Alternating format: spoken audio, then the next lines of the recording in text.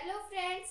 तो आज हम करेंगे क्लास 8 साइंस के चैप्टर नंबर फर्स्ट, जिसका नेम है क्रॉप प्रोडक्शन एंड मैनेजमेंट। इसमें पहले हम पढ़ेंगे कि एग्रीकल्चर का मतलब क्या होता है।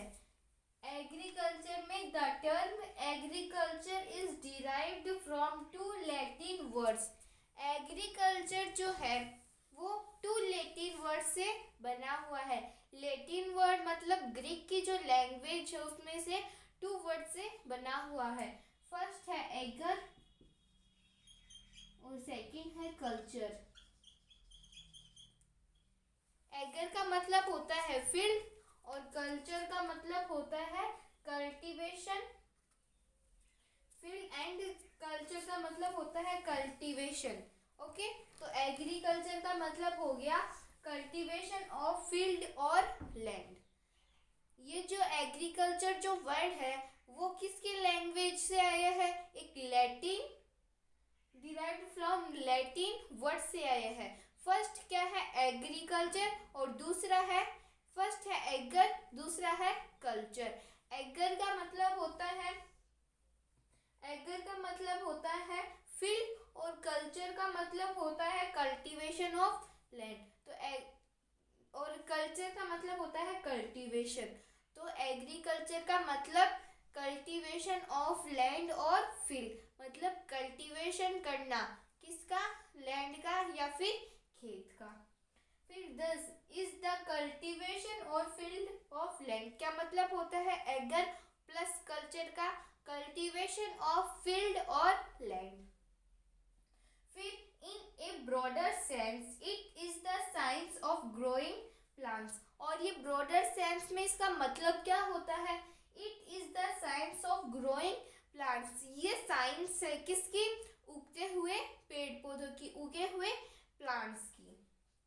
And raising animals useful to humans, और जो एनिमल्स है उनका क्या करना? पालन पोषण करना, किसके लिए? ह्यूमंस के लिए।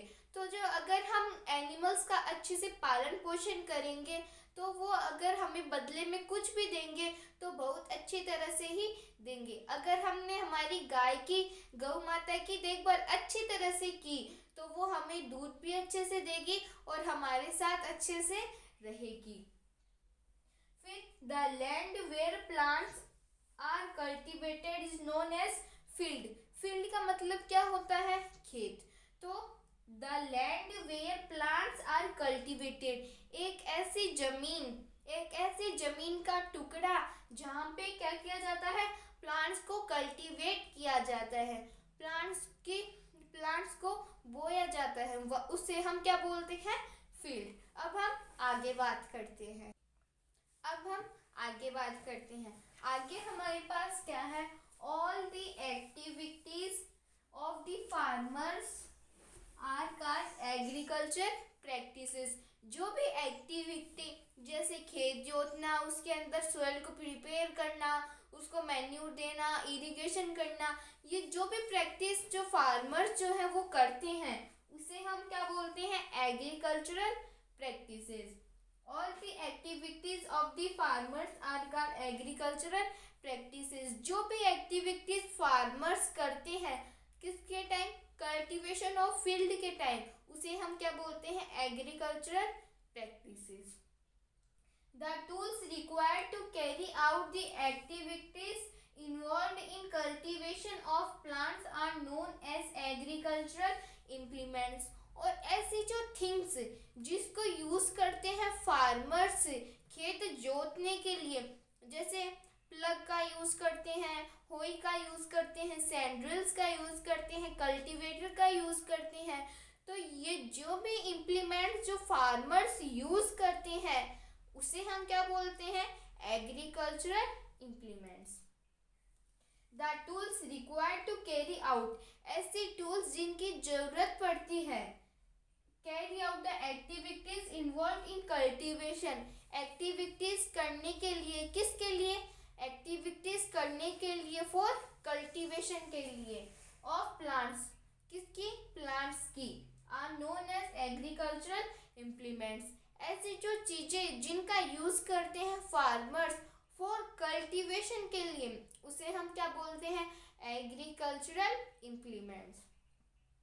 सम implements are used with the help of animals, और कुछ जो इम्प्लीमेंट्स है उनका यूज करते हैं, जैसे कोई प्लग है उसका यूज करेंगे। तो ऐसे तो है नहीं कि फार्मर्स लेके उसको लग जाएंगे, ऐसे खींचेंगे तब पूरे खेत में प्लग लग जाएगा, ऐसे नहीं करेंगे।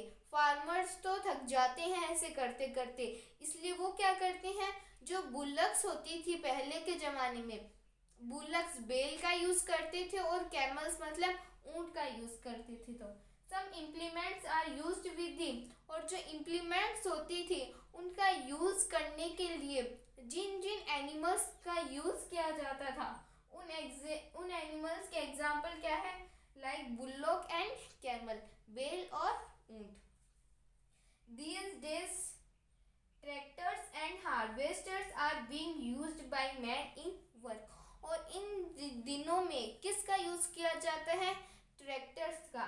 किसके द्वारा, फार्मर्स के द्वारा। उसे हम इन दिनों में, पहले के ज़माने में किसका यूज़ किया जाता था, बुल का और कैमल का, और अब के ज़माने में किसका यूज़ किया जाता है, ट्रैक्टर का। These days tractors and harvesters, अब बीज को साफ करने के लिए किसका यूज़ किया जाता है, थ्रेसर का। तो इस ज़माने में ट्रैक्टर्स का और हार्वेस्टर्स का यूज़ किया जाता है मैन के द्वारा काम के अंदर। अब हम आगे बात करते हैं। अब आगे है क्रॉप। क्रॉप किसे बोलते हैं, क्रॉप का मतलब होता है फसल। तो it means the plants of the same kind grown and cultivated at one place. एक तरह की क्या होती है, जो फसल होती है उसे एक बड़े एरिया में क्या किया जाता है, कल्टीवेट किया जाता है। तो वो जो हमें मिलता है उसे हम क्या बोलते हैं, क्रॉप। देखो, इट मीन्स द प्लांट्स, इसका मतलब क्या होता है, plants of the same kind, plants किसके, एक तरह के, ग्रोन एंड कल्टीवेटेड, बोए जाते हैं उसके बीज और क्या किया जाता है, कल्टीवेट किया जाता है, एट वन प्लेस, एक जगह पर, जिसे हम क्या बोलते हैं, field, on a large scale, बड़े एरिया में। इसका मतलब एक ही बीज, एक ही तरह के जो फसल होती है उसको एक बड़े एरिया में कल्टीवेट किया जाता है, उसे हम क्या बोलते हैं, क्रॉप। ओके, फिर the products which we obtain from a crop is called the products. एक ऐसे प्रोडक्ट्स जो हमें किससे मिलते हैं, क्रॉप से। हमने क्रॉप को ग्रो कर दिया, अब हमें उससे कुछ मिलना भी तो चाहिए, ऐसे हमारी ग्रो करने का क्या फ़ायदा। तो हमें उससे जो भी मिला उसे हम क्या बोलते हैं, प्रोडक्ट्स। तो अब हम आगे बात करते हैं। क्रॉप की सीजन या फिर क्रॉप्स के टाइप। क्रॉप को हम किस किस सीजन में ग्रो करते हैं, उसके 2 टाइप्स होती हैं। फर्स्ट है खरीफ क्रॉप्स और दूसरी है रब्बी क्रॉप्स। तो खरीफ क्रॉप्स का मतलब क्या होता है, खरीफ वर्ड में कितने लेटर है, खरीफ 3 लेटर है। तो 3 लेटर का मतलब 3 लेटर है खरीफ। और बाजरे में कितने लेटर है, बाजरा, 3 लेटर है दोनों में। तो बाजरे के साथ में जिस भी क्रॉप्स को ग्रो किया जाता है वो कौन सी क्रॉप्स होती है, खरीफ क्रॉप्स। क्रॉप्स सोन इन दी रेनी सीजन, कौन सी सीजन में ग्रो की जाती है बाजरा वगैरह, रेनी सीजन के अंदर, फ्रॉम जून टू सितंबर। और कौन से मंथ के अंदर से, जून से लेके सितंबर तक। मॉनसून भी कब से लेकर कब तक आता है, जून से लेके सितंबर तक। एग्जाम्पल देख लेते हैं, पैडी का मतलब जो राइस जो है, चावल जो है, वो भी कब ग्रो की जाती है, रेनी सीजन में। मेज मतलब मक्का भी कब ग्रो की जाती है, रेनी सीजन में। सोयाबीन, ग्राउंडनट का मतलब मूंगफली, तो ये भी कब ग्रो की जाती है, खरीफ क्रॉप्स के साथ में। फिर है रब्बी क्रॉप्स का मतलब, रब्बी को हम किससे याद रखेंगे, रजाई से। रजाई हम कब ओढ़ते हैं, सर्दियों में। तो सर्दियों में जो भी क्रॉप्स ग्रो की जाती हैं उन्हें हम क्या बोलते हैं, rabi crops. Crop shown in the winter season, ऐसी क्रॉप जो किस में ग्रो की जाती है, सर्दियों में, उसे हम क्या बोलते हैं, rabi crops. From October to मार्च, कब से कब तक, अक्टूबर से लेके मार्च तक। एग्जाम्पल देख लेते हैं, वीट, वीट मतलब गेहूं, कब से कब तक ग्रो किए जाते हैं, अक्टूबर टू मार्च।